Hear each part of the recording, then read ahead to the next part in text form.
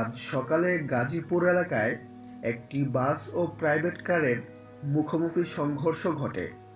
Private কারটিতে ছিলেন জনপ্রিয় অভিনেতা শিবা শানু, যিনি এ ঘটনায় আহত হয়েছেন। প্রত্যক্ষদর্শীদের মতে, দ্রুতগামী বাসটি হঠাৎ নিয়ন্ত্রণ হারিয়ে বিপরীত দিক থেকে আসা প্রাইভেট কারটির সঙ্গে ধাক্কা খায়। সংঘর্ষের ফলে গাড়িটি রাস্তার পাশে ছিটকে পড়ে এবং এর সামনের অংশ দুমড়ে মুচড়ে যায়। দুর্ঘটনার পর শিবা শানুকে দ্রুত স্থানীয় হাসপাতালে নেওয়া হয়।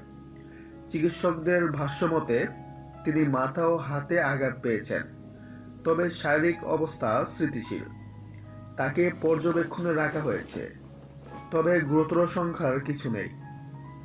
তো ভিউয়ার্স, এই বিষয়ে আপনার কি মতামত কমেন্টে জানাতে ভুলবেন না। দেখা হচ্ছে পরে কোনো ভিডিও।